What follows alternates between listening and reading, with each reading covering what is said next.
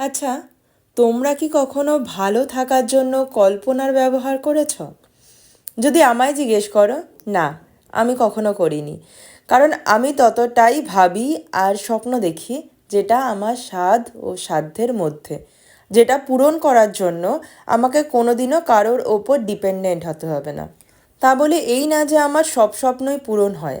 এমন কিছু স্বপ্ন আমার এখন আছে যেগুলো পূরণ করতে হয়তো অনেক অনেক বছর লাগবে, কিন্তু মনে বিশ্বাস আছে যে আমি একদিন না একদিন সেই স্বপ্নগুলো পূরণ করবই।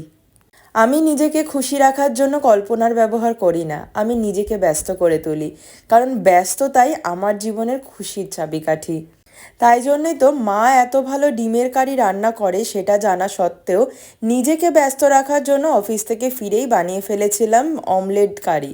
মায়ের মতো এতটা সুস্বাদু না হলেও খেতে মন্দ হয়নি। আর সাথে ছিল ধোকার ডালনা।